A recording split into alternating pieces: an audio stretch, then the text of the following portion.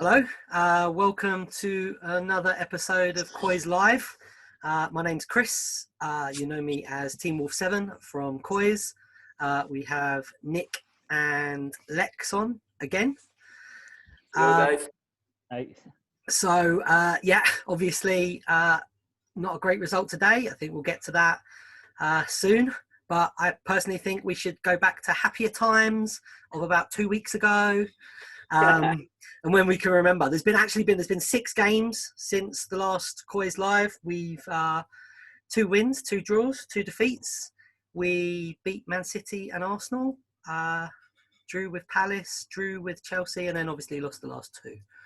So, Nick, do you want to kick us off with thoughts on those games? Yeah, well, the City game was pretty predictable in the way we set up, I thought, the way we decided to play against them. And actually, to a degree, it's exactly what I would do as well against Man City. They have no aerial power in open play. Their aerial power comes from the centre-backs.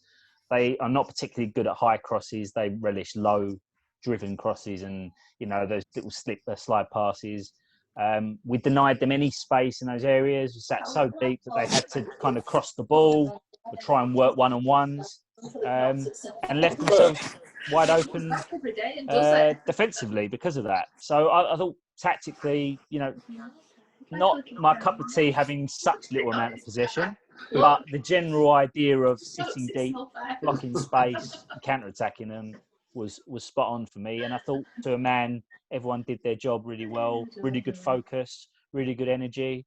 And we were clinical when we had to be. So I thought it was really good performance, Man City in general.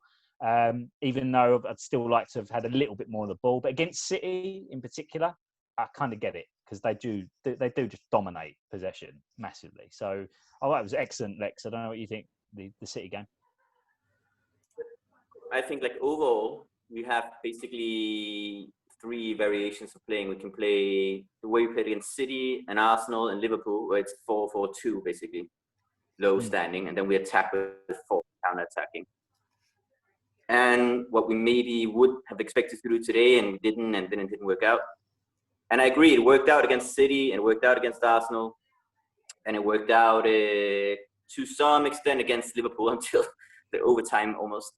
So it's just the way we play versus the opposition. We don't want to concede space to either in transitions or even standing low, like 2 blocks of 4, and the 10 and the forward basically stressing, and then just condensing, closing space, not making mistakes, and expecting to create 2 to 3 big chances on the counter and limit them to 1 to 2 half chances and play the numbers game. And it worked. It worked in those games. And but it works in games, and also drawing it into today, where we are sharper than they are and where we don't make personal errors. That kind of stuff can work under those circumstances. And today we saw a day where it doesn't work, because if you do make personal errors, and you do concede open chances, and you're not sharp enough yourself, then suddenly that whole numbers game switches, and we become least favorites to win the game, and that's exactly what happened today, basically. So it worked perfectly in 3 games. It didn't work today, or worked perfectly in those games, and didn't work in 2 games now, basically. Yeah. So, it's a pretty fine balance, though, isn't it? I mean, Nick talked about being clinical. Lex, you talked about it. Against Man City, we had 2 shots on target, and they both went in. Against Arsenal, we had 3 shots on target, and 2 went in. It's not. You're living on a knife edge for me. You're living on a knife edge. Yeah, but it's I know what you guys mean, and the thing is, I think though at some time also you have to look at his career and look at the team that he plays and the things that they win, and I think you realize that there's this kind of difference between felt perception of something and then empirically over time data, basically. And he tends to, over time, be able to create size and make very few personal mistakes, and are very clinical, and thus concede 0.89 goals and scores 1.7. And that over time, over a season of 36 games, that just makes it a very stable, dangerous team to accumulate points. I don't remember some of his teams playing this negative though. Inter in a league that they dominated, so they were the dominant force in that team. But it was easy for them really to a degree to dominate that league. Madrid weren't that negative, I watched all the Inter games. They played worse than we did, even more passive. They were dominated by most smaller sides. And this was in a league where only Roma could challenge them with half the budget, basically, and half the side, half the squad quality. And they played the more progressive, active football. But my point is not that about being active or proactive or react. It's a numbers game for him. I mean, you can go the other way and say, why does Pep play as Guardiola does? He doesn't play like that, I think, because he wakes up wearing like a Dutch shirt from the 70s, thinking, I'll just play total football. Or because he necessarily played in Barca. I think he plays like that because he honestly thinks when analyzing the most likely outcome of victory over a season, or in a game and over a season, he sees that as most opportune. And Mourinho just sees that as most opportune, but it's just based on certain things being present, such as very low amount of personal errors and incredible sharpness in the counter-attack. And when you start having a little bit more personal errors, a little bit less sharpness, that numbers game start to switch quite quickly. And I think this is what we've been seeing the last 2 games. Yeah, I think as well, like that. Basically, you've got the Arsenal game again, very similar to City in that they're pretty much inept at scoring goals from crosses in open play. Gabriel, very good from set pieces. Holding, good at set pieces. Luis, but in terms of you want them crossing the ball to Lacazette and Aubameyang. Thank you very much. Good night. Do that all day, please. So we defend. That's not that what style. Arteta said, though. Arteta said just a few more crosses and it would have happened. Playmobil Pet, as we're calling him in one of my mates' groups. But yeah, like City, Arsenal, even Man U to a degree, haven't got a massive amount of aerial strength in attack in open play. You can kind of do that, and I'm happy to do that to a degree, and particularly away from home in some of those matches if you need to be pragmatic, and you will expose them. But Liverpool and Chelsea, I think Chelsea second half, and we come on to the Chelsea game, we got extremely lucky because they missed 3 or 4 big opportunities from crosses. Reece James, Tammy Abraham should have scored. And a better header of the ball, maybe Giroud, if he'd been on at that point earlier, would have scored those. And we would have lost that game as well, tightly, because we didn't play bad first half. It was a chess match first half. You know, you have a go, we have a go, sizing each other up, and thought we were relatively good, and we didn't make the most of a couple of attacks that we had broke down. But Chelsea also, you have to give Lampard credit for that, though, and he was also very well prepared for exactly. Like, definitely, he blocked off. He blocked off our attacks. Yeah, he did. But we allowed them to cross and play again, and we tried to defend them the same way we tried to defend City and Arsenal, even though they are good in the air. They can attack the ball. But I think Liverpool and Chelsea are dangerous in that sense for different reasons. Chelsea can actually put in aerial strength in the box, and they're intelligent enough to attack the ball the right way as well. So they come from like blind angles and movement, and it's very difficult to mark. Liverpool, it's not so much the first ball, it's almost Juan de Ramos-like. Remember there was this story about Juan Ramos when Pavlyuchenko asked him like, so I have to compete for the ball, but what if I don't win it? And he said, it doesn't matter, we'll take the second ball. It's all about like, and that's Liverpool. Bang on with Liverpool. Basically, and very much like Ramos tried to make us, you know, like the real art is actually without the ball, being aggressive on the second ball, pressing high as a unit. So Poole, reading where the gaps are, not good in the air. But they will crowd the box and attack that second ball. So for different reasons, so many people in the box. They flood people. It's unbelievable. People, but well-placed people with the right density and who are more aggressive than you and quick to react. So that's why you don't want to. This is the thing: standing low and standing low passively are 2 different things. And I think with Mourinho, he doesn't mind giving away initiative and standing in that last 40 meters often. But I don't think we should assume that he always wants to concede that much time for the crosser necessarily. Versus certain teams, he might not mind so much, like Arsenal and so on. But I think in some games, it's also just team not being able to close that zone down as quickly as he wants. Yeah. And then you do concede those crosses. Even so, I think sometimes it's, he might do it cynically. Other times, I think we simply don't manage to close down the ball holder quickly enough. And it becomes, sometimes it is, if you think about who the Liverpool fullbacks, Trent and Robertson, the Chelsea fullbacks in Reece James and Chilwell, they're very good on the ball. I think Arsenal's fullbacks, their crosses weren't great anyway. Like Maitland-Niles, Saka, Bellerin, they're not the best. Tierney's not bad when he does get forward, but obviously a lot of the time he end up playing the third centre back in a lot of the games. But he's mostly defending. But even then, they've got no one that can really attack it. In my opinion, Aubameyang is really poor in the air. But remember last year when Son, because normally you will side shift quite aggressively in the last third and compact a side of the pitch and leave that side shift often. Because you have time with the flight of the ball, basically, to shift back. But Liverpool are so good at it, both in shifting but also controlling the ball and getting it in with the runs, that last year we actually had Son standing in a one-on-one with Alexander-Arnold. Remember that? Prevent the side shift.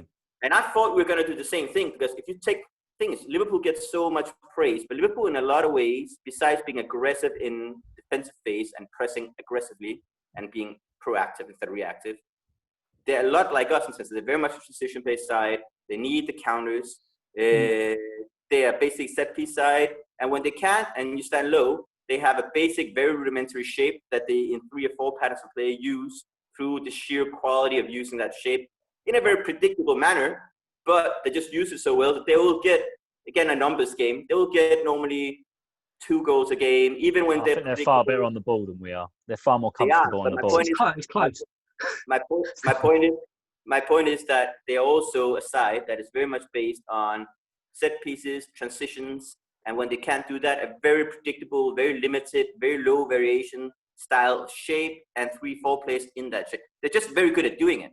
If you want to see an example of Liverpool, when they don't win the first ball, they're very good at winning that second ball, and they'll procure chances. And then they have players who can, in a one-on-one, make a difference as well. So, are they a much better side than us in terms of expansive side than we are offensively occurring? Yeah, but mainly because they're better at using that limited options that they do use very well. And I think that is the plan for us also, but we're just not there yet, being able to use that basically almost identical shape to procure those chances when you watched Liverpool yesterday against Palace. It was a really good game to watch because we've just played Palace, and I know each football match is different. So Liverpool drew at Fulham, we might beat Fulham. So I'm not saying because they beat Palace they're a better team than us. That's not what I'm saying. But if you watch the way they played, the pattern wasn't too dissimilar. They took the lead. Yes, they took the lead early. Palace came back at them. Palace pinned them in for a little bit, and Palace put them under a lot of pressure. And they started to build, and they should have probably scored with Ayew. They should have scored.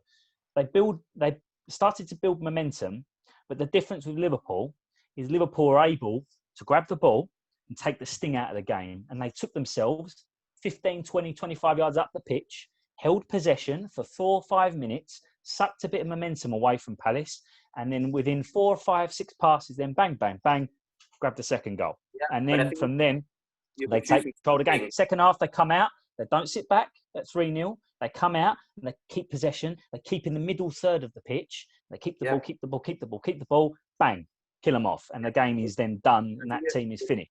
Actually, if you compare that actually to how we played against Palace, we just sat back and we invited them onto us again and more momentum. Corners, free kicks. What happens? The crowd is back in that stadium, and the crowd start going. Every time you get a corner or you have a shot just go wide, the crowd gets more and more vocal. Come on, we can do it. And the momentum starts to build against you, and we sit deeper and deeper and deeper and deeper. Whereas the best teams for me at those difficult moments find an ability to get out and get the ball and suck the life out of the game and take that momentum away from the opposition. And it won't always work. But I think Liverpool are a good example to look at of how we could improve. Well, a few points, if I may retort. Basically, number one, Liverpool doesn't win 7-0 against Palace on most occasions. They'll face off. Why? Exactly because they are on transitional and set-piece based side. And Crystal Palace is a side that likes to do the same themselves, but more in a manner that we do, giving away initiative, standing low, and then attack. But every side that plays transitional football is not the same type of side. The modern transitional sides, especially the Germanic sides, which also from Hasselhüttl, you see it in Rose, in Gladbach. Also was actually one of the first guys at the Sevilla to advocate that. It's a counter-based, transitional-based football, but you're proactive in the sense that you're not standing low, giving away initiative. You're trying to create new transition opportunities by actively minimizing time on the ball. And we used to underpop, basically, when you press high up to win the ball back. There are risks in that, and there are rewards in that. And what is most up to 2 depends on your philosophy as a coach, but also the kind of squad you have. There are tactical advantages, disadvantages, there are physical advantages, disadvantages, and there are psychological advantages in each way of doing it. I'm just saying, they are, like I said earlier, both transitional-based styles. They are styles that in possession are fairly limited and predictable, both of them. They are styles that feels very different and looks very different because one is very much proactive in both phases and the other one is very much reactive in one of the phases. And that feels like you're always in danger and it feels like you're always reacting and you're always on the back foot often. But this is what I'm saying, we have to have ice water a bit and consider not just what kind of squad you have and what it's best suited for, because of course, playing that sort of aggressive football, not just psychologically, is kind of challenging, having the faith in doing that, but also you need a very young squad, very energetic, and they need to buy the project 100%.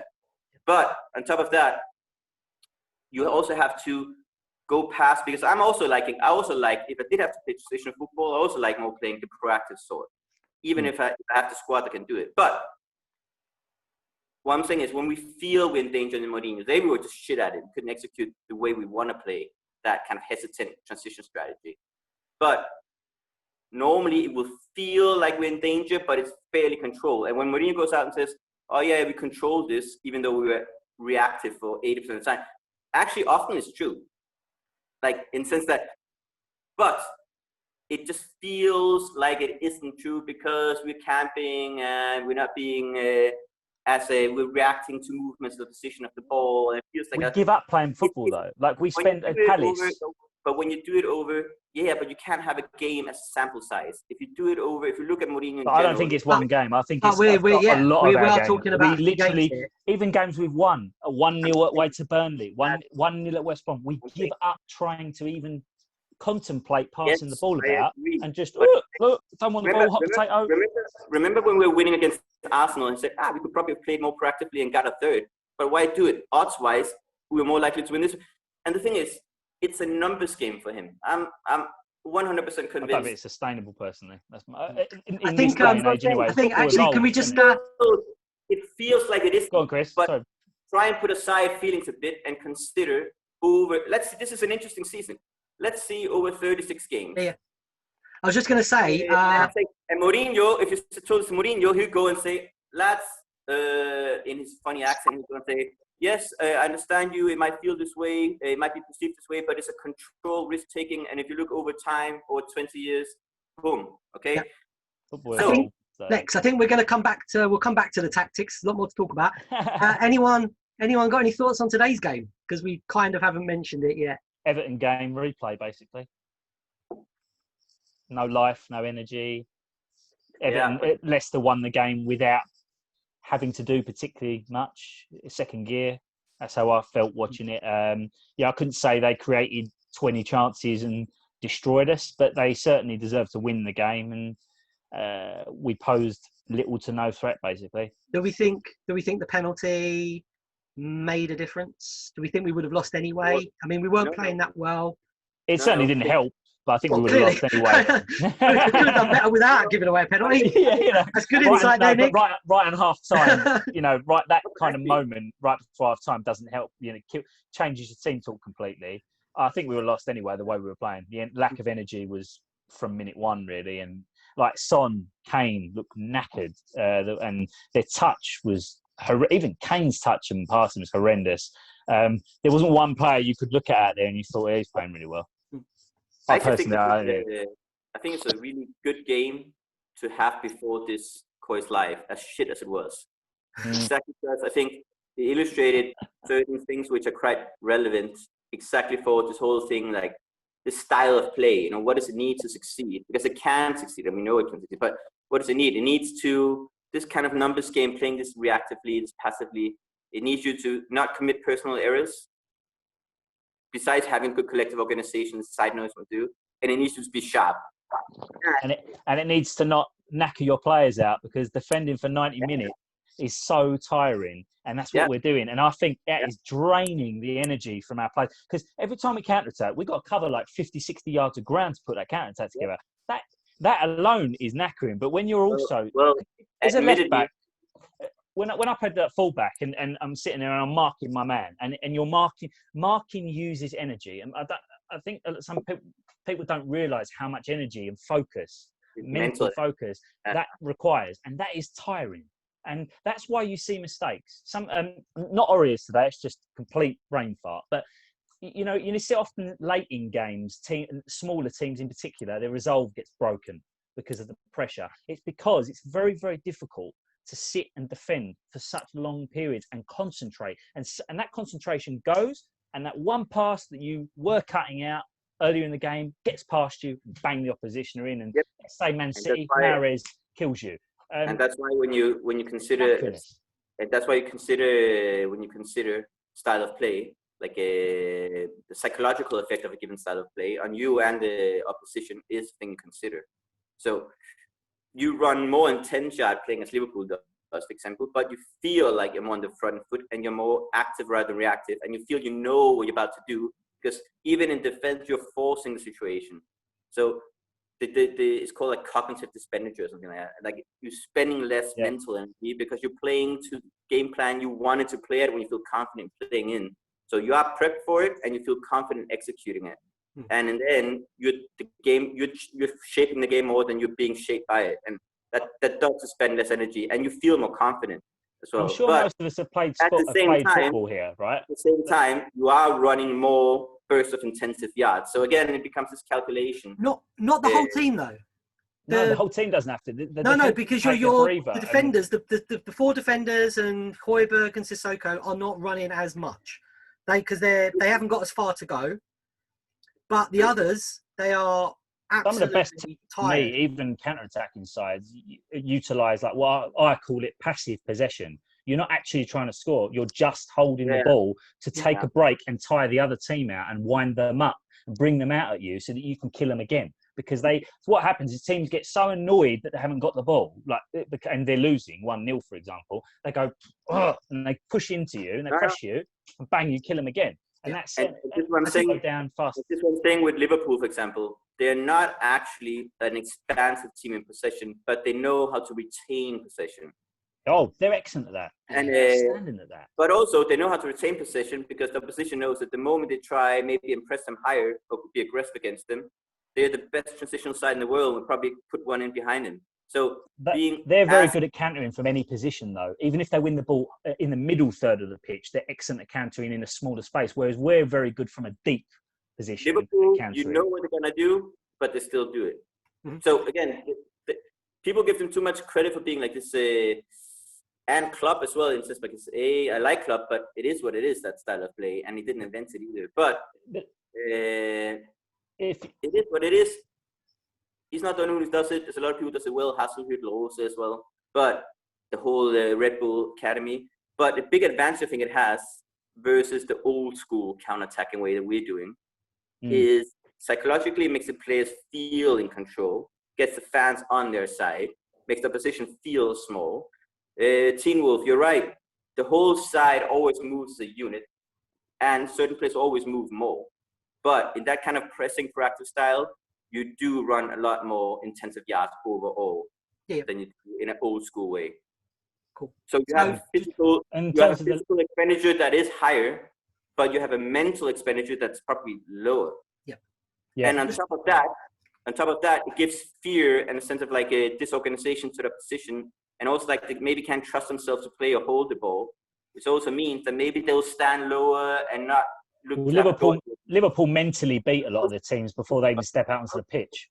But how many teams have a go at Pool? Exactly for that reason. When they do, they have a bit more of a chance, but most teams are too scared to now. Pool is proper rubbish defending low in their own last third, but they don't have to most of the time because people are so scared of getting cut. But they are missing the best centre back in the league as well. They lost 7-2. I think we should probably move away from Liverpool. I think we should. I just think they're a good example. They are a good example, but I think maybe focus on what we do. But in terms of Leicester, it was like the Everton. Yeah, I was like say it's just like the Everton game basically. Yeah, I agree. I mean, it's a couple of points. Say just said that even Højbjerg was giving away a lot of free kicks today. So even someone you can rely on, he wasn't on the ball. He's also pointed out that Gio is injured. or he Right. certainly came off injured, which could be a problem. We don't know whether Ndombele came off injured either. I hope not. So if they're both out, then we could have a problem. So let's Well, he might hope. have to play Dele Alli. So Maybe. Okay, I think we've covered. Wait. I'll just say one thing more Sorry, on the Lex. Leicester, if I can. The thing is, yes, it was like the Everton game in terms of spirit and lack of effort and lack of heart to remount as well after we went behind. I think that's maybe the most disappointing thing almost, that we didn't show composure or heart, being able to, because we were behind 1-0 at that point a lot of the time, and still we didn't have composure, will, or desire. But on top of that, that's more to do with mentality than anything else. It was a different system than we played against Everton. And then we also had Mourinho made mistakes today as well. He played an attacking midfielder on the wide right, which you only do if you want to dominate possession, which we didn't want to do. So completely made no sense in how we actually approached the game. And then he didn't bring Ali on the bench when we had 3 wing forwards, meaning that if something did happen to one of the starting 10s, after we stopped that one, which we were always going to do, we had no replacement. Yeah. And then did he? I mean, obviously, he did bring on back. Lucas to play that position. Maybe he thought Bergwijn could play the 10. And maybe he thought that he could move Gio inside. He wouldn't have had this problem. I assume he wasn't expecting. He was always obviously, wouldn't expect Gio to get injured. And I think, as I said before we started, actually, Chris, though, what was a bit baffling was that Dele was used midweek in that massive game. And bear in mind, we were level. We only conceded the goal in the last minute, so we were level when he came on. And yet didn't use Ndombele at all. He was on the bench. He didn't use him at all. Yet today starts Ndombele again, which is fine. Doesn't have Dele at all on the bench. So why was he using such an important game and then not even on the bench today? Was he that bad when he came on that he can't be on the bench today? That baffled. I didn't think. Yeah, I think he's been really struggling. I do think he's regressed badly, but he certainly didn't do anything in that time to make you think, well, he's got to go. He can't be in whatever again. Especially with 9 subs, right? And I'm not saying Delish Brown. I'm not his biggest fan in the last couple of years. I think he's gone off the boil. I must stress that. But I don't get using him and not using Ndombele midweek for 15, 20 minutes at least. And then today... Yeah, which one of the 3 wing forwards would you not have had on the bench? Bale. For me, Bale, but Bale's been out injured and he's a threat. Bergwijn, Lucas or Bale. It would have had to be Lucas, but Lucas, I mean, he gives a lot of energy when he comes on. He disappears up blind alleys. I think it's difficult because you can't. If you didn't have Bergwijn on the bench today, I'd have then Bergwijn. that looks like he's being scapegoated for missing the chances. I don't think, but I think Bergwijn should have come on today as well. I don't think he's been. Yes, he missed chances, and he should have scored. He should have scored the second one. First one was a little bit more difficult, but should have gone left foot, I think. But he was being pressured. Second one he should have scored, but he was an inch out. He was an inch out from scoring, and he had to put it there to beat Alisson, who's one of the best keepers in the world. Yeah. And I actually thought, not just his work rate, but his movement and his intelligence in getting into those positions was very good. And I still maintain, I think he's got a lot of ability, a lot of potential, and he's 23 years old. And Son was not the Son we know now when he first came in. A lot of people said, well, he's nothing, he should be sold. Yep. And how many times have players been written off, not just by all of us, because we've all done it, I'm sure, in our lives, but general Spurs fans write people off. Bale was written off when he first came through. Son was certainly, there was a lot of it. And Ndombele was written off last season. Kane was written off. Yeah, I didn't think Kane was going to become the player he became. So we all do it. And we never seem to learn that sometimes players just need a bit of time to develop as players in the right system with the right coach. But some players do better under certain coaches. Some players do better under defensive coaches. Some do better under attacking coaches. But I think on top of that, even now, where he definitely isn't playing to his max, Bergwijn, you can see he's technically good, he's intelligent, he's hardworking, he can put through a pass when he cuts through the lines. He does it too much, but he can put through a pass or cross. He can shoot and he can run the box. So I'd rather stick with Bergwijn and what he's lacking is going one-on-one when he has it or running deep like Son does. But we know he is, in theory, quick, or he should be, at least when he's not bulked up too much. So there is a player there. Already now there's a player there, but he could maybe become even a better player. Lucas, I agree, is like a headless chicken, unfortunately, because he could also be amazing if he could get He could be. If Lucas had Son's intelligence in terms of movement, he could utilise his speed on another level, basically, because Lucas is very quick. But he doesn't. I saw some people write that Lucas should have been on the bench. Should he, though? Because when we play, we need our wing forwards to basically always track back and always press, always fall back. Bale is not performing defensively at the same level as any of the other players, not even Delhi, that we could have fielded anywhere along the front three. Either because he can or he's not ready, whatever, I don't know. He doesn't trust his body. Offensively, I was never expecting Bale to be Bale 2013. But I was expecting him to be the more clever, like positionally educated, technically refined player who would occasionally, through positioning or touch or a shot or cross, make a difference. And so far, he hasn't. Not even in glimpses. Just once where he took a good position for that header where he scored. And that's it. You cannot... I mean, he might give a psychological boost, but he does not warrant a place, not even on the bench. I'd have had probably Bergwijn and then maybe Bale because of his ability to win a game. Yeah, but especially not over position, we had no cover for on the bench. We had no cover for the 10 at this point. No, I agree. That's what I'm saying. I would have had Bergwijn and one of Lucas or Bale. I probably would have gone with Bale for his ability to win a game, but I do agree he's struggling.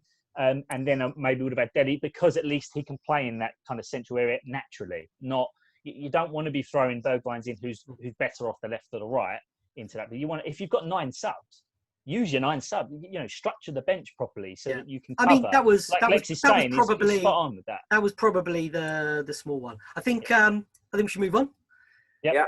Move on something happier. Our Europa League journey where we've qualified for the next round. Anyone? Obviously, the group stage for me, it's always the same. It is always the same. Comfortable at home. We didn't concede a goal at home in the group stage, but away, it's stodgy. I think Mourinho actually said that players some of them struggle for motivation I think in the games. as well. Being away, I think fans struggle for motivation in the games, especially when you've been in the Champions League previously. It's so hard. I think even before Champions League, I always remember the away games. We'd They're go always the same and get a 1-1 draw or something, and no one really understands. It's difficult to get yourself up for it. I was thinking back actually though, we should have been out of the Europa League in the very first game. And Ndombele's mishit goal saved us. Great move. Yeah, but I think we've done all right. I think some of the highlights for me, Harry Winks he absolutely meant that goal from 56 yards. Yeah, right. Vinicius, I think, has shown enough. I mean, he hasn't. I think he's shown a few shown enough. And it's disappointing we haven't actually seen him more in the Premier League. But I actually thought he might come on today and put Kane into the deeper cam position if he wasn't going to use someone like Delhi there and put Vinicius up front. I thought possibly it might be what he does. But I think similar to you, because I feel like the Europa League games are deja vu. Like every game away from home in particular is the same. It's dour, it's boring, it nearly always ends up being a rubbish game, basically, away from home. And at home, you tend to comfortably dispatch the majority of the group opponents. I always say this, it's, the way we play and stuff, it doesn't mean so much to me in Europa League. It's basically to get through the group. Yeah. It was also nice to see Dane Scarlett and Alfie White. Yeah, great to see. Alfie Whiteman, Jack Clark, all getting some games, which is nice, and not necessarily all together in a team from the start, just saying off you go. They're coming on in a comfortable game to get used to playing. I thought that was... Yeah, Scarlett nearly scored as well. It'd have been fantastic if he had. He was close. He was close to scoring, but he's a good little player. Him and White's very good as well. White's set piece specialist. Reminds me a bit of Ward-Prowse in that regard. We could do it for one of those. You're almost worth having him on the bench like an NFL sub. We need. Yeah, I mean, I know Harry Kane, absolutely superb at free kicks, but we could do with someone else to step up. Lads, how many free kick specialists have we destroyed? It's insane. True. There's some That's sort true. of like evil death curse on all set piece specialists who comes to Spurs. Ericsson was unbelievable at free kicks at the beginning. I think people have forgotten how good he was. And then Remember that? Danny Murphy, Kansha. Murphy, like, good shot. Yeah. And Sigurdsson. Kansha as well. Like, I don't know how many players at Sigurdsson. Spurs. Bale now. Yeah. Bale, yeah. Although, to be fair, Bale did set up the chance that Vinicius scored in the last game against Antwerp. So, I thought we did what we had to do in those games, and we got youngsters, got some game time, and we've got a couple of really good young players coming through. So that was good. Obviously, we won't be able to use them really in the knockout stages. Shame we didn't get a result that would have allowed us to play one dead rubber, because then I think we could have utilised, given those kids maybe 2 or 3 of them at the same time from the start of them, even or at least a bit longer. But did what we had to do, didn't we? And I think so. And there's a few good teams to watch out for in the next phase. I'm just having a look here at. As Sage pointed out, we did get a good draw against Wolfsberger. Everyone thinking we got Wolfsburg and then panicking. I love the panic on COYS. I love the meltdown, and then and slowly everyone one by one realising that it's the Austrian Wolfsburg. I did notice today though they beat RB Salzburg away. It's a good draw, but they're no slouches. They scored 4 away to Feyenoord. And they finished above CSK as well, I think, in their group. So we shouldn't be taking them lightly. Maybe we'll show up then. I mean, mentally, you might need that kick. Better for us not to face too weak opposition, basically. Yeah, it's interesting. Will our team underestimate them though because of who they are? I mean, not many people will have heard of them as an. They all think, it's the Germans. Oh, okay, who the hell's this? Basically.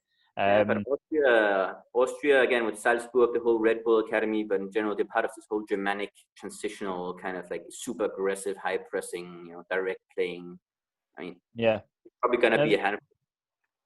There's some decent sides in the tournament as well. If we do get past them, I mean, I'm looking now. Sociedad are playing Man U. United, that's quite handy. One of those two going out. Yeah, because Sociedad have started very well this season, and they've got a little magician, David Silva, playing for them. Still a great player. So I think Man City are missing him massively this season as well. There's Arsenal. Villarreal are a decent side. Arsenal. Arsenal. Napoli are a good side. Napoli always dangerous. They've grown surprisingly well under Gattuso, and they're good. And they're also organized, hungry, have desire, have good players in every position. You've got a few teams in there that, even if they're not having great seasons, are traditionally good sides and traditionally do quite well in Europe. There's many teams. There's Benfica, for example. Arsenal got Benfica. That's not an easy draw, typically. Exactly. Didn't I see a random stat a couple of weeks ago that the 5 teams that were currently top of their leagues, the big 5, so Spain, Italy, Germany, England, France, they were all in the Europa League draw. Yeah, that's true. Yeah, mad, isn't it? At crazy that point. Season. Not anymore, but crazy season. You're right, because Milan was also on a really good curve of growth, are also in the Europa League. Yeah, Milan. Was it Mönchengladbach, maybe? I think no, aren't they through to the? Oh yeah, no, you're right. Yeah, Milan are playing away to what's their name? Zvezda. They've got what's the name? The actual name is Red Star Belgrade, isn't it? Red Star Belgrade. I know how it's pronounced, and that's how it's pronounced. You just go Zvezda. Red Star Belgrade. The Serbian. Yeah. Don't forget the FC at the end. How are Roma this year, Lex? How are Roma? I'm not a big fan, to be honest, because they're in a good moment form now, but I think over the season they'll fall apart. Again, they kind of think like they have. The attackers attack and the defenders defend, but they're kind of a disjointed team with not enough, I think, collectiveness in the way they play. And you've got Leverkusen. Leverkusen are doing very well, very, very well this season so far.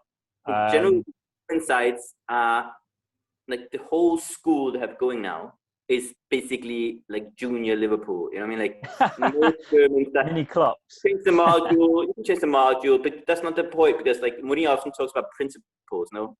Like he says, the system, you have formation, that's not the system. A system is based on principle. So you can play like 3-4-3 or 3-5-2. Of course, certain formations lend themselves better to certain ways of playing.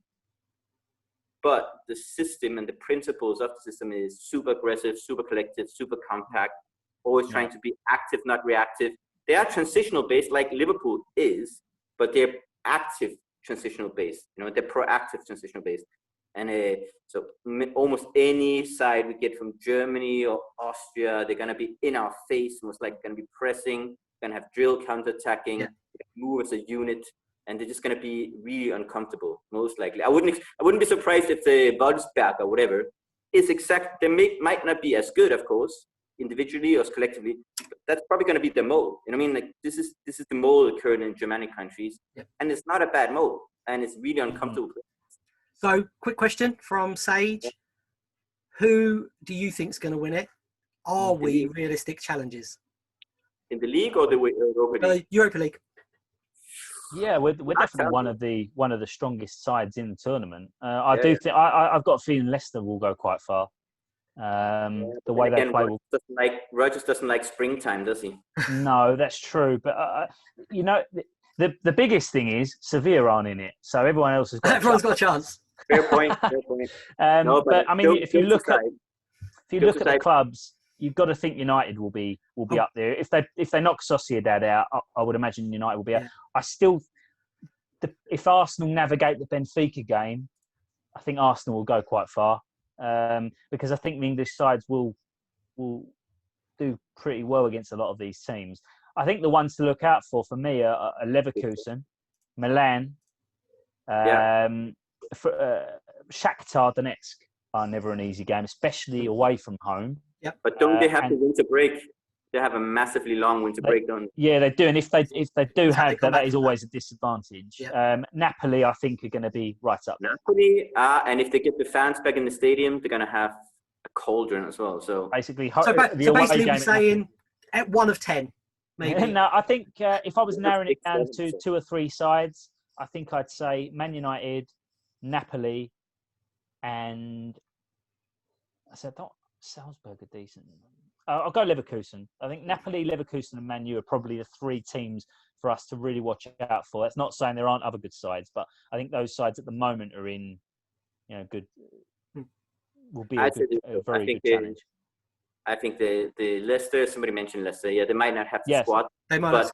They might not have. Yeah. But then again, it's not bad the squad of theatre. So we'll see. But Vardy is 34 or something, so let's see if he manages. Salzburg, the one to keep an eye on as well. Yeah, but it's like 2 tiers, no? I think there's a tier 1 of teams who say they can definitely win it. Us, United, Milan can win it this year, and Napoli can win it as well. Like, I'd say those are teams that go like, and Leicester maybe is in a tier 1. Yeah. And then you have the tier 2, and you have like Benfica, Salzburg, these kind of teams who, if they get the right draw, they show up on the right days, they have the best day of their life when they meet a superior opponent, they can maybe do it. I mean, they're not odds on, but they are capable, they're dark horses. So I think we're tier 1 along with 3-4 other teams. And then you have a tier 2 group, which have 3-4 teams. But I mean, put it this way, no one will really want to draw us. No, our manager will want to win it again. He's never lost it. It's a good way of looking at it. Not many teams will want to draw us. And that's how you can normally tell how high up you are in terms of being able to win it. There's not on that list. None of them will really want to draw Tottenham. No, basically, particularly because of just Mourinho's record itself will strike fear into the heart of them, let alone our actual team. So I think in that regard, we're definitely one of the favourites. Cool. So it seems like a good time to move when we're talking about people not wanting to play us. Maybe we should talk about how we are playing, maybe tactics wise and everything. I think Nick's got some tools that he might be able to use to so show us. Guys, I'm going to go old school with all the best tools. Lex is going old school, and I'm going techno. Into the future. Into the future, that's it. And let me just get the right window ready, and then we can have a look. Okay. Good school is always good school. So I've got so this is my 2020 version of what Lex is going to do, the old school. Basically, Harry Redknapp not Harry Redknapp on the old stand and board with the pen, but nearly. Redknapp never used the tactics board. He never needed it. Yeah, it's true. Just go out and run about a bit. So what I've done is I've kind of separated the team in terms of colours, in terms of how I see the roles breaking out. So you've got the orange, obviously the back four, and obviously the full-backs, Regan and Ori, have got a bit more licence to get forward and back than they did with this lopsided shape we played. Højbjerg and Sissoko, we'll go into a bit more detail about that, the role they perform, but obviously they're the kind of two in front of the back four. And Ndombele has quite a unique role, really, in that he's almost at times a second striker, but not really. And then he's a centre midfielder at other times, and then he's in between Cam. And then obviously Son here and Bergwijn.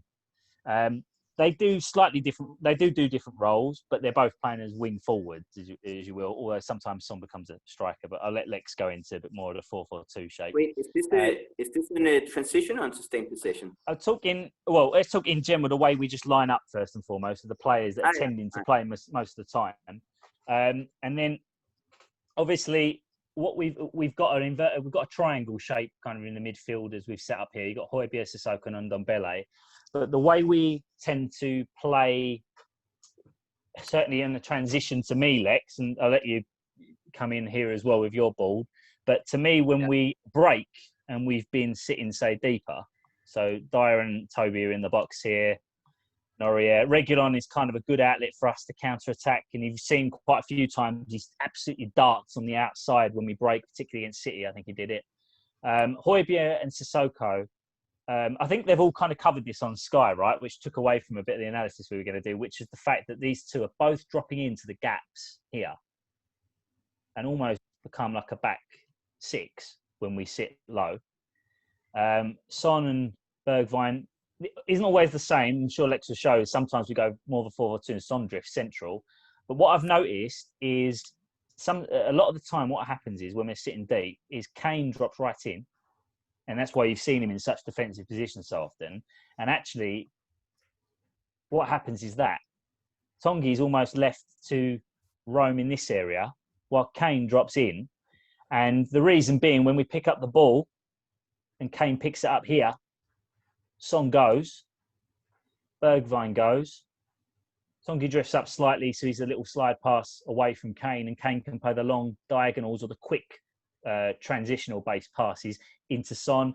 I think a good example of this position is West Ham when we scored that goal when Kane played it over the top into Son inside left channel. Bergwijn was quite narrow at that point. He'd run into this kind of position and Kane picked up the ball around here and he just pinged the ball over the top in for Son, who was in exactly that position there, cut inside, hit it, scored. Yep. But that is something that's, and I must say, some of our counter-attacking, the drills and the patterns of them are outstanding. And that's one area I take my hat off to Mourinho. Counter-attacking wise, some of the structure and the way we counter-attack is fantastic. It really is. And the speed at which we do it and the areas we take up to play the passes through is very, very good. What tends to happen when we lose the ball, as I said, Kane almost drops in. It's almost like 4-6-4-0, like that. Well, here I think we have, again, here has these variations, Mourinho, like we talked about in the beginning. He does, yeah.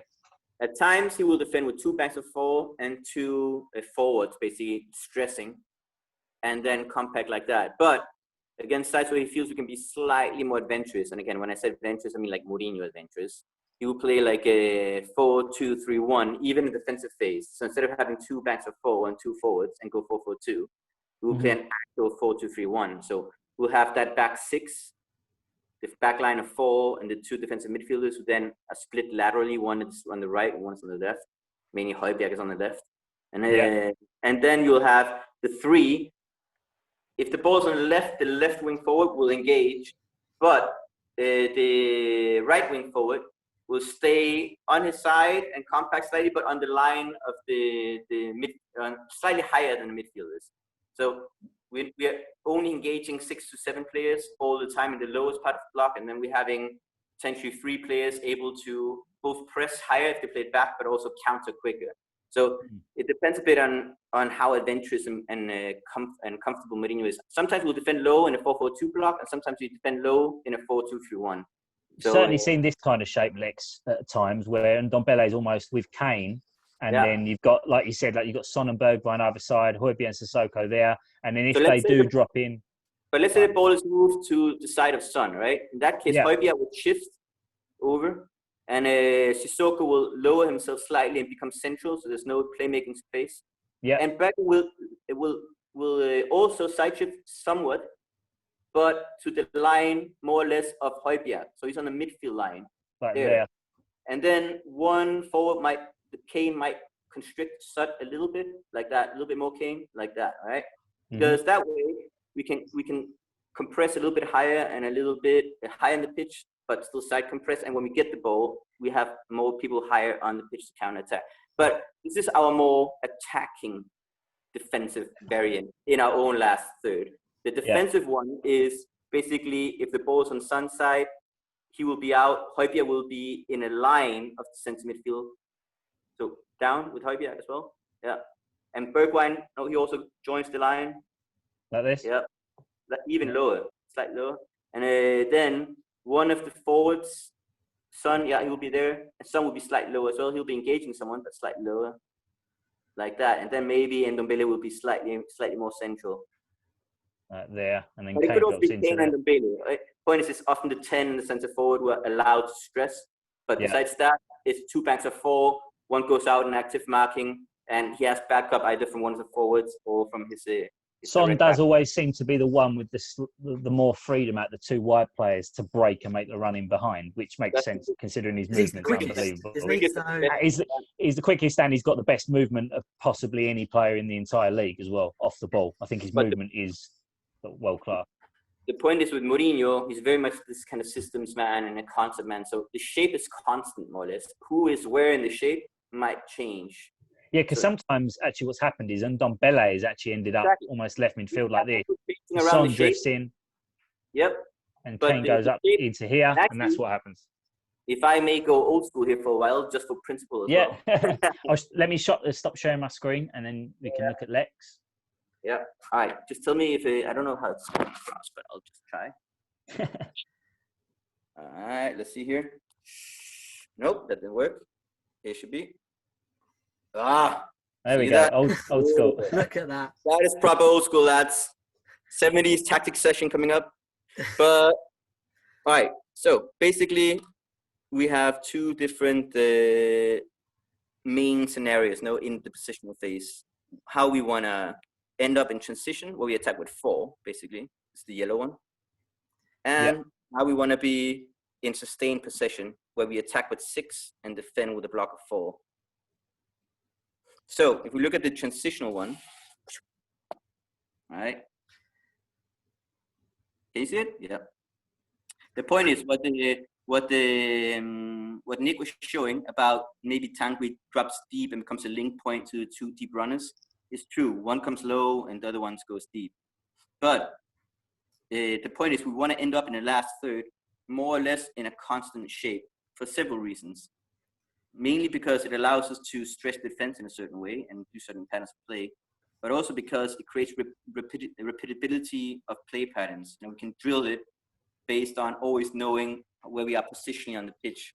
So the players becomes almost second nature to them knowing where they're going to find teammates. The important thing is that it's dynamic in movement between the players, but static in shape. So if you look at it and you don't look at who is Tanguy and who's Son, you just consider where are the white shirts on the pitch generally when we're up in the last third and transition almost always look like a T. Mm-hmm. And what we then do, we want someone on the ball here. So the playmaking player on the ball with the back line being forced, defensive line being forced to back towards the own goal, and both have to watch the ball and the defenders because he's driving the ball, so it's free.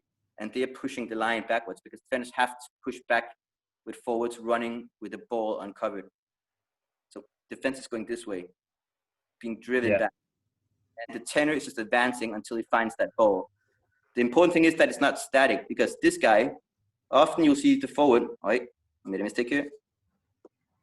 All right, so this is movement, all right? He can go, or he can even go straight if he wants to, if he sees it. So he can go 3 ways. What we want now here, what often happens is he goes lateral, the guy who's playing the 9 at this point. And that draws out a defender most often. So they become overly heavy on this side. And either the 7 will then take his place and run into space, which often happens. Forward draws away the player and the wing forward cuts in.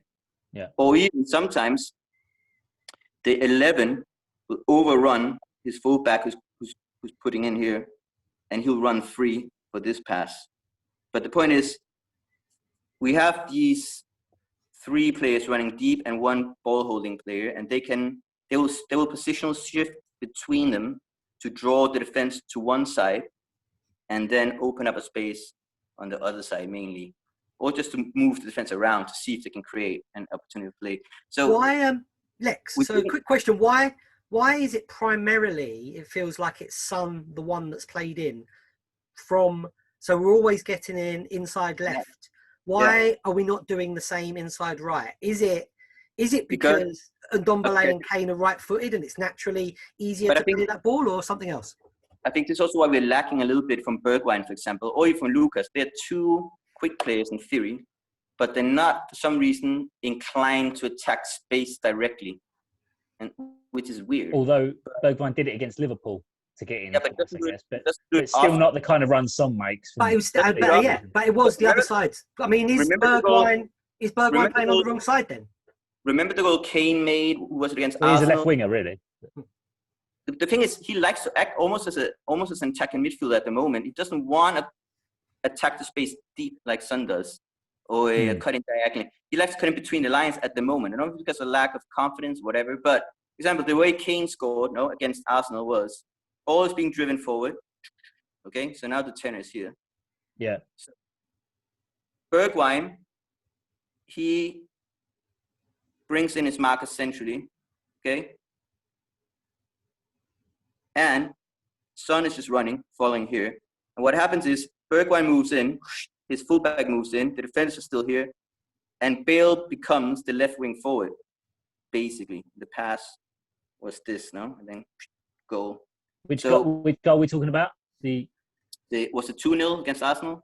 The second goal? Son played it. Yeah, Son played it to Kane. Yeah, but inside left it. It's basically a positional switch, between the wing forward. Son became a centre forward and Kane became the left winger, basically. The shape, and he becomes the 9. So the shape is kind of constant. You almost always end up with 3 ahead of a driving 10 with the ball. You can put in players, but we'll shift the defense around between movement of the players. And at the moment, the only guy who likes to make the runs ahead of the ball like that into space is Son for some weird reason. Lucas never done it, even though it's quick. Is that not something that this is what's always baffled me? Is this? And I've said this about quite a few players over the years. Like, is that not something a manager looks at and in training says, right, we're going to coach you to make these runs? Because some players have got great movement naturally, but surely I've always wondered this. Like, surely some players can be coached some degree of automated movement that they do. For example, as soon as X-player Ndombele gets the ball in a certain space, you make this run. And you drill them on making that run. I don't want to talk about Liverpool anymore, but it's similar when Jordan Henderson picks up the ball. He doesn't even look. Mane's off. Salah's off. They know that he'll probably try and find them as quick as he can because he knows where they're going to be. They know where he's going to be. And you're right, we don't have that. It's repetitive. And they're even position switching less than we are, but it doesn't mean Liverpool is not expansive. They're just so good at what they do, and it's so well orchestrated, and it's so intense that they will score.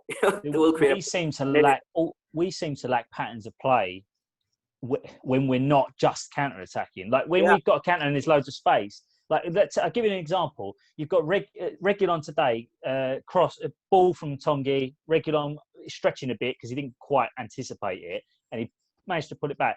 To me, when you've got a fullback that is that quick off the mark, one of your main patterns that you could work on is manipulating the ball so that you pull the opposition defence inward slightly to reverse the pass into space towards the byline for your fullback to get to the byline and cut the ball back.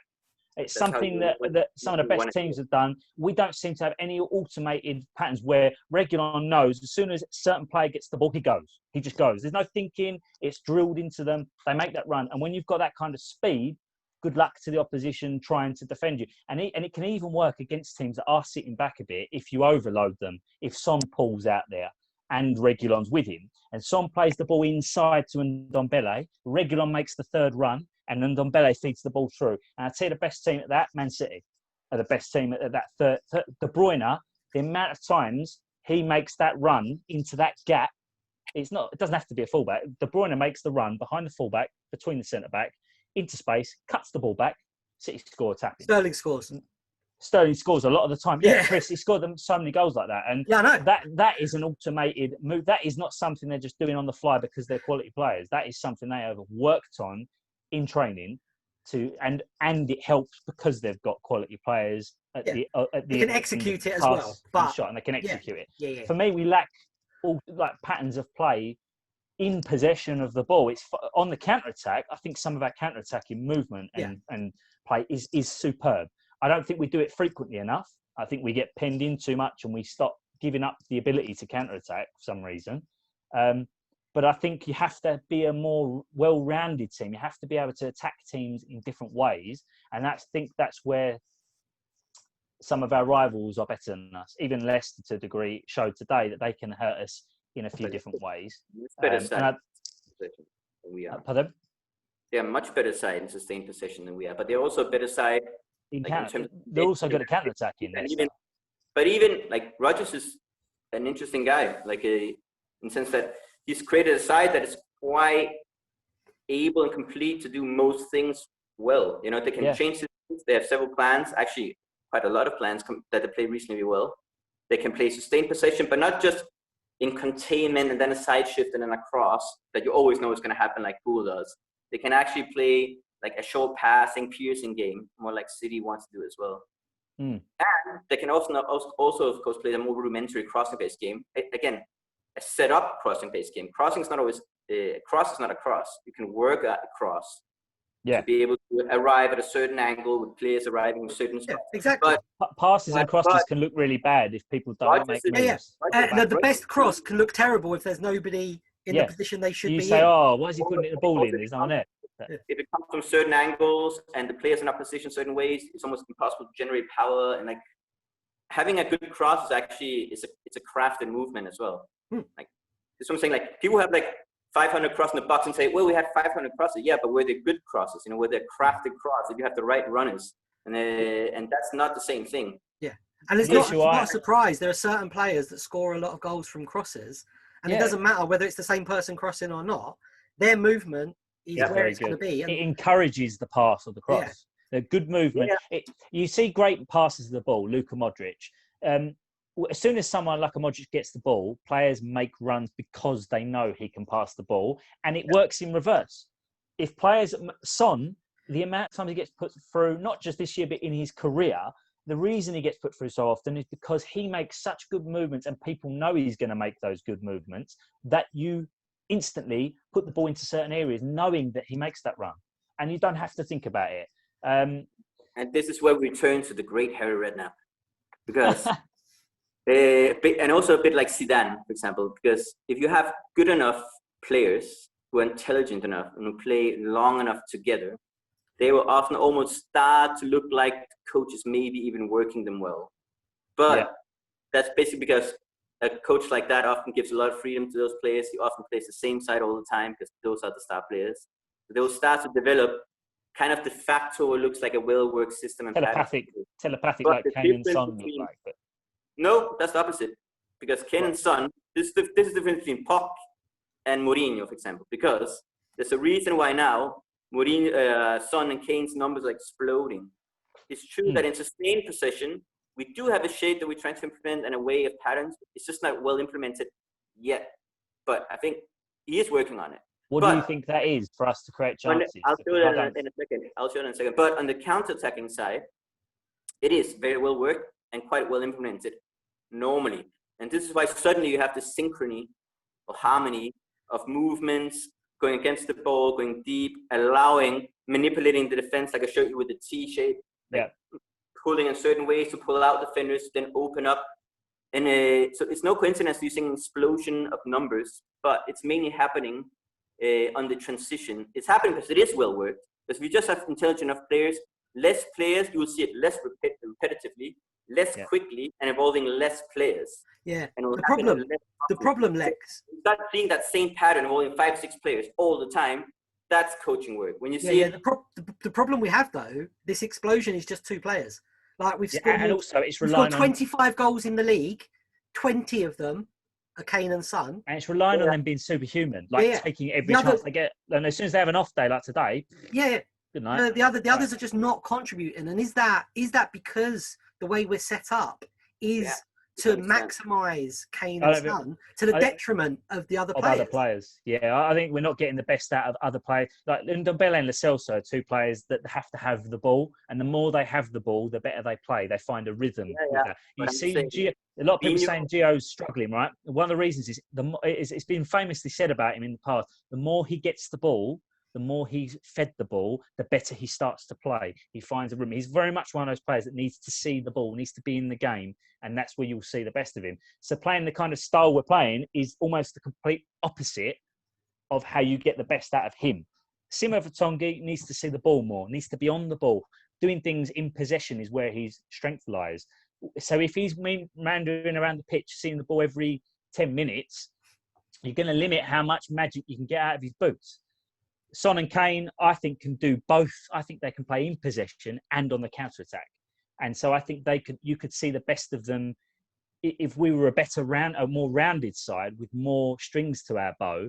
I see no reason we couldn't be as effective on the counter, but also creating more chances in possession and utilising Son one-on-one, for example, taking on fullbacks on the outside and putting the ball across for goals. We've seen him do that for Poch in the past many times. Kane can score any type of goal, counter-attack goal, headers, volleys, tap-ins, shots from edge of the box.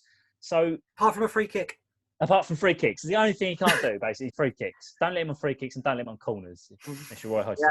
I will. I mean, to go back to Team Wolf's question, why is it only those 2? And is it only those 2? Is only those 2 assisting almost or scoring? But again, we need that whole T shape and the movement of that whole T shape to happen, to open up and move around the defense as it is. So not to be like Mourinho, like the whole team is one and all that, but it kind of is and it is working as one. Those guys are getting at the end of it, but the team needs to be working as one for them to create the chances and goals they are. I think what Chris is getting at, though, I don't think it's by choice. Wait. I don't think it's by choice that is so mainly just Son and Kane either, because how many willing, and this goes back to also, why doesn't the player just accept the drilling he gets on the pitch? And why? Because every player has characteristics, natural characteristics to play. And it's not logical, even though you say, you could be twice the player if you did this. If they've done something for 20 years or 15 years and feel comfortable doing that, it's quite difficult getting them into a new habit of playing. Look at Lucas, could be twice the player he is if he just accepted to attack space more and not always go central between the lines, which he's not that good at. But he does it. Bergwijn's supposed to be quick as well. You imagine if he'd also attack wide and deep or cut in towards the goal. He would suddenly be this kind of like fairly complete last third player, like Mertens is, right? Yeah. I think we're coming to the end. Any thoughts in the next few games? Are we going to see the same, or are we going to be a bit more expansive, do we think? No. Same? No. Nothing's going to change. It's going to be the same style. Some games it will work, and some games, I think more and more games it won't, because I think more and more teams are going to clock on to basically stop us counter-attacking. That's it. You get something in the game. If we go behind in games, we're going to struggle big time. I think we saw that today. I do fear for us going forward. I think, like you said, Chris, if Son and Kane are out injured, one of them, you're going to struggle a bit anyway, because they're 2 fantastic players. But I feel like there's other teams where you can put another player in there and they'll still create chances. But like you said, if Son's out, for example, what are we going to do? Because no one else is scoring. No one else can play that particular role in our setup that Son does. So basically, we're so one-dimensional that teams, surely it's not going to be that difficult to come up with a game plan to stop us, in my opinion. I'm going to disagree here and keep cold water in the blood and play the Mourinho numbers game and say cut out the personal kind of errors and lack of attitude we saw today. And even though we are predictable, yes. Even though we give away initiative often, yes. Even though it feels shit, yes. We will be odds on to win most games and get that 1.9, 2.0 point average over time. But we need to be sharp. It's like, you know what we're going to do, but we're still going to create those 2 or 3 chances a game. And we're not going to concede that many over time. And it becomes this, it's shit to say it, but it's been proven over time, and it will likely be proven again this season. It will grind out. He will likely grind out. And it will likely be enough to get top 4. Yep. So he needs to get the attitude back online. He needs to cut out the personal errors we saw today. But once we do, we will probably slightly improve in sustained possession, because there is a plan. I don't have time to show it now, but there's a plan. We need to execute it better. But there is a plan that we will likely improve in that area. But just by the grind, because we are the grinders at this point, it will likely, once we get back turning in his grave. Yeah. So on that note, Lex, I'm looking forward to some terrible games of football, Son getting injured, and we'll just Merry go for Christmas. We'll just go for 0-0s. What do you think, for the rest Chris? Of the season? What do you think, Chris? I think tactically it'll be the same. It'll be interesting to see whether he takes the handbrake off site. We are going to have more possession in some of the games coming up. I mean, Leeds is going to be bang, bang, bang, gang. Who knows what's going to happen? Leeds will sit back and just counter, I would imagine. We'll play them. But I don't know if they will. I mean, they're not doing a good job today. They're going to come at us. But yeah, I think it could be turgid. I'm scared about injuries to key players, but that's the same as always. I'm just going to throw in a quick spanner here in the works. We need players who can run behind the lines. That's what we talk about with Son, that we don't have. We only have him, basically. Who do we have who will do that? Well, one wasn't on the bench today. He likes running behind the lines. And the other one is the center forward. So maybe we'll see those guys feature more as well to give us that added attacking deep dimension.